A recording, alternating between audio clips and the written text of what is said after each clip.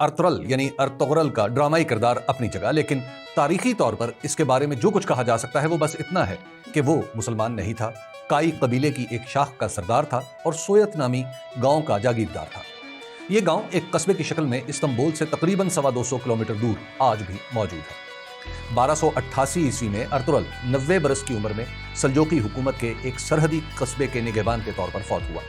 اس کے بعد اس کا بیٹا عثمان اول بھی بطور قبائلی سردار کے اس کی مسند پر بیٹھا، مگر سلجوقی حکومت کی شکست و ریخت کے بعد اس نے خود کو امیر کہنا شروع کر دیا اور اپنا سکہ بھی الگ کر لیا۔ اس سکے پر عثمان جو ارطغرل کا بیٹا ہے کے الفاظ کندہ کیے گئے تھے۔ یہی ایک تاریخی ثبوت ارطغرل کی موجودگی کا ملتا ہے۔ یہی عثمان عثمانی سلطنت کا بانی تھا، یہی مسلمان ہوا اور اسی نے ترکی میں پہلی مسجد بنائی۔ عثمان 1326 میں اگلے جہان سدھارا تو اس کے بیٹے اور خان نے حکومت سنبھالی۔ اور خان کا بڑا بھائی علاؤالدین ایک پڑھا لکھا شخص تھا۔ اس نے تخت سنبھالنے سے تو انکار کر دیا، مگر اپنے چھوٹے بھائی کے ساتھ بطور وزیر اعظم کام شروع کر دیا۔ علاؤالدین ہی وہ شخص تھا جس نے جدید تنخواہ دار فوج کی بنیاد رکھی۔ اس سے پہلے فوج کا تصور رضاکار کا تھا، یعنی منادی کے ذریعے جنگ لڑنے کے خواہش مندوں کو ہتھیاروں سمیت کسی خاص جگہ بلایا جاتا اور لشکر ترتیب پا جاتا۔ ان سپاہیوں کا معاوضہ مال غنیمت میں حصہ ہوا کرتا تھا۔ علاؤالدین نے اور خان کو باقاعدہ تنخواہ دار فوج کی تجویز دی، جس کی منظوری کے بعد عثمانیوں نے باقاعدہ فوج بنائی، جس میں 10 سواروں کے ایک دستے سے لے کر 1000 سپاہیوں تک کی جماعتیں شامل ہوئیں۔ ان سپاہیوں کو بہترین تنخواہیں دی گئیں، لیکن جلد ہی یہ فوج بادشاہ کو آنکھیں دکھانے لگی۔ فوج کا یہ رویہ دیکھ کر اور خان نے علاؤالدین سے مشورہ کیا تو یہ طے پایا کہ ایک نئی فوج کھڑی کی جائے، مگر یہ ترک نسل سے نہیں ہوگی بلکہ غیر ترک جوانوں پر مشتمل ہوگی۔ نئی فوج کو نام بھی ینیچری کا دیا گیا، جس کا مطلب ہی نئی فوج ہے۔ یہ فیصلہ بھی ہوا کہ ینیچری براہ راست بادشاہ کو جواب دہ ہوگی اور بادشاہ ہی ان کے معاوضے کا فیصلہ کرے گا۔ اس فوج میں زبردستی بھرتی کے لیے ایک رسم پہلے سے موجود تھی، جس کے مطابق ترک فاتح مفتوح قوم سے اس کے بچے خراج کے طور پر وصول کر کے غلام بنا لیتے تھے۔ ینیچری کی پہلی بھرتی کے لیے بھی عیسائی جنگی قیدیوں میں سے 10 سے 12 سال عمر کے 1000 ہونہار اور صحت مند بچے منتخب کیے گئے۔ ان بچوں کو مسلمان بنایا گیا اور انہیں سخت جنگی تربیت دی گئی۔ ان کی تنخواہیں عام فوج کی نسبت زیادہ تھیں اور انہیں ہتھیار بھی بہتر دیے گئے۔ ینیچری میں محض فوجی ہی شامل نہیں تھے، بلکہ اس میں اعلیٰ تخلیقی صلاحیتیں رکھنے والے بچے بھی شامل کیے گئے، جو تصویر کشی، نقشہ نویسی، ریاضی یا دیگر علوم میں اپنے ہم عمروں سے ممتاز تھے۔ اس کے بعد ہر سال 1000 بچے اسی طرح مفتوحہ علاقوں سے اکٹھے کیے جاتے اور انہیں بہترین تربیت کے بعد ینیچری کا حصہ بنا دیا جاتا۔ رفتہ رفتہ ینیچری کا مقام سلطنت میں بلند ہونا شروع ہو گیا اور نوبت یہاں تک پہنچی کہ البانیہ، یونان، آرمینیا اور دیگر یورپی مقبوضات میں لوگ اپنے بچوں کو اس فوج میں شامل کرانے کے لیے رشوت دینے لگے۔ ینیچری کے علاوہ عام ترکی فوج بھی موجود تھی، مگر اس کی حیثیت کم تھی۔ ترکوں کو جب بھی جنگ کا سامنا کرنا پڑتا تو پیادوں کے بے قاعدہ دستوں کو آگے رکھا جاتا۔ یہ دستے دشمن کی تلواروں کا چارہ بن جاتے اور دشمن ان سے لڑ کر کمزور ہو جاتا۔ ان کے پیچھے عام فوج ہوتی جو دشمن کو نڈھال کر دیتی۔ اس کے بعد ینیچری اپنے ہی فوجیوں کی لاشوں پر چلتے ہوئے دشمن کو تہس نہس کر ڈالتے۔ یوں یہ ایک ایسی فوج بن گئی جس نے عثمانی سلطنت کی سرحدیں عرب، افریقہ اور یورپ تک پہنچا دیں۔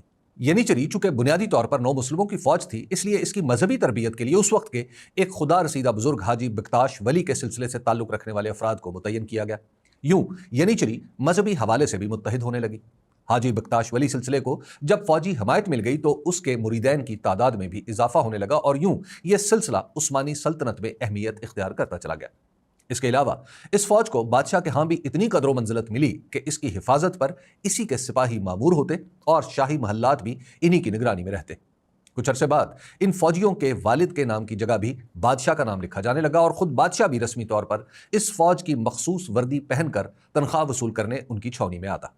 وقت کے ساتھ ساتھ ینیچری کی تربیت کا نظام بھی بہتر ہوتا چلا گیا۔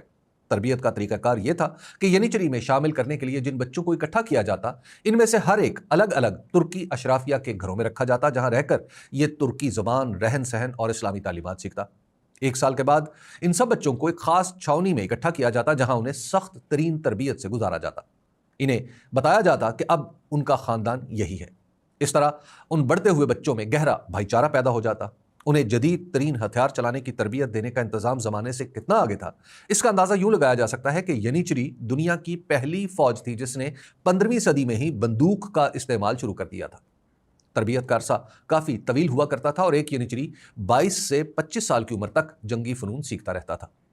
ان سپاہیوں کو 40 سال کی عمر میں مراعات کے ساتھ ریٹائر کر دیا جاتا تھا اور یہ شادی بھی ریٹائر ہونے کے بعد ہی کر سکتے تھے۔ فوجی ملازمت کے دوران انہیں داڑھی رکھنے کی اجازت نہیں تھی اور یہ کوئی دوسرا کام بھی نہیں کر سکتے تھے۔ ینیچری چونکہ بادشاہ اور فوج کے درمیان شکوک و شبہات کی وجہ سے کھڑی کی گئی سپاہ تھی، اس لیے ان کی بنیادی ذمہ داری بادشاہ کی حفاظت ہی تھی۔ حتیٰ کہ جنگوں میں بھی یہ بادشاہ کے ارد گرد رہتے اور اسی کے حکم پر آگے بڑھتے۔ اس محدود کردار کی وجہ سے ان کی تعداد 100 برس میں صرف 8,000 تک پہنچی، لیکن 1592 عیسوی میں اس فوج کی تعداد 25,000 کے قریب ہو چکی تھی۔ تعداد میں اضافے کی بنیادی وجہ اس فوج کی کارکردگی اور بادشاہ کا اس پر اعتماد تھا۔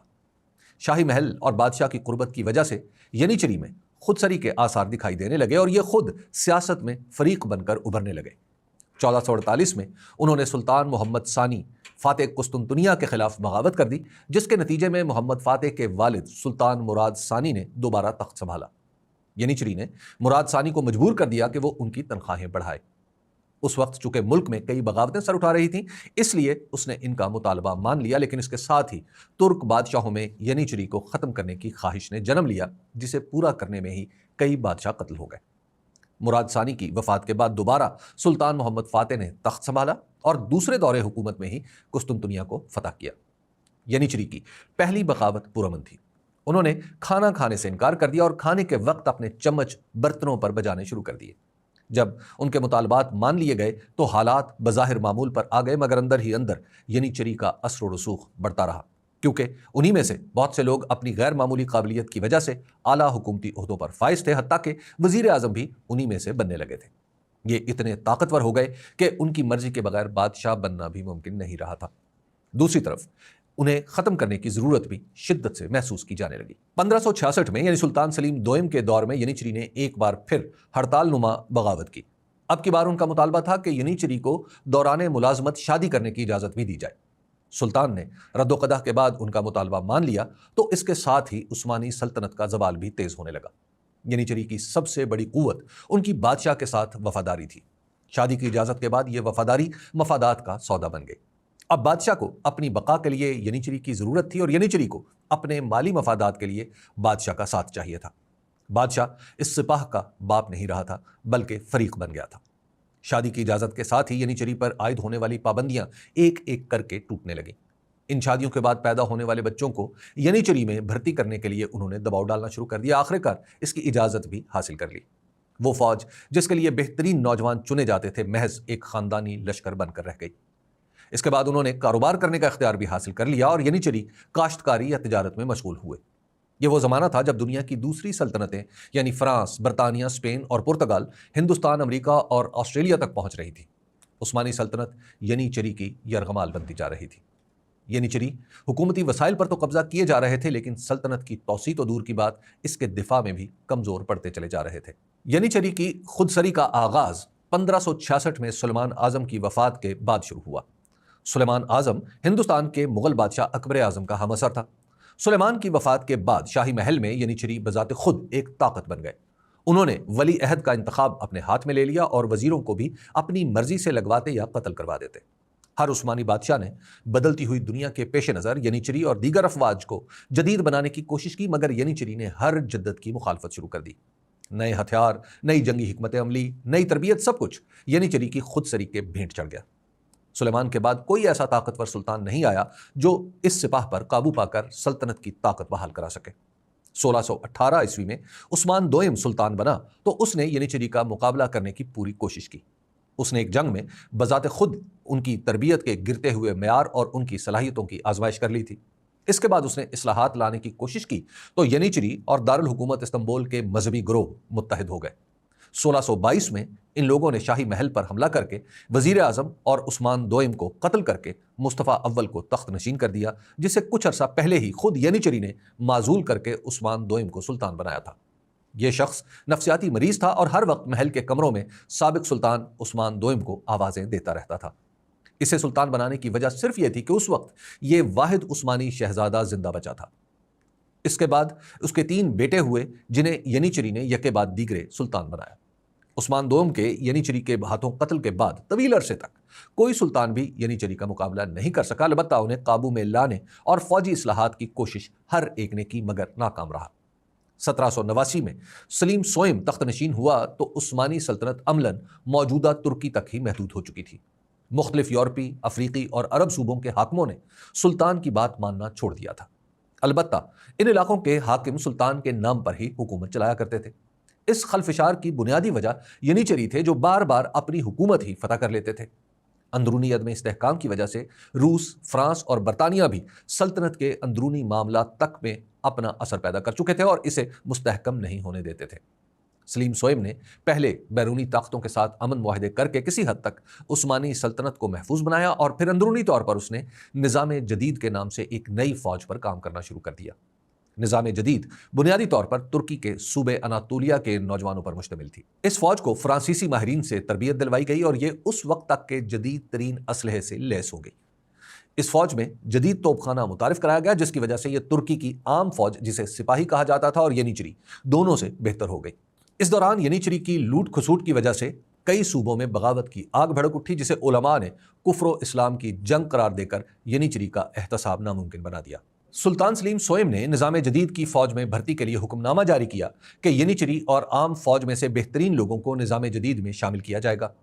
ترک علماء ایک بار پھر ینیچری کے ساتھ مل گئے اور انہوں نے اسے اسلامی شاعر کے خلاف قرار دے دیا۔ اس کے بعد بغاوت کی آگ بھڑک اٹھی۔ مئی 1807 میں ینیچری کے وہ کارندے جو محل کے اندر تھے انہوں نے سلیم کو معزول کر کے قید کر لیا اور اس کے رشتہ دار مصطفیٰ چہارم کو تخت پر بٹھا دیا۔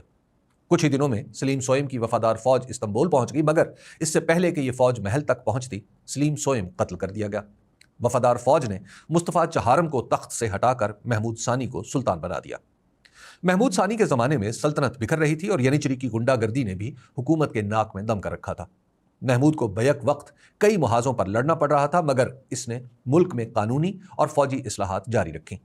1826 میں محمود ثانی نے ایک بار پھر نئی فوج بنانے کا اعلان کیا۔ توقع کے عین مطابق ینیچری نے ان اصلاحات کو ملک کے لیے نقصان دہ قرار دیا۔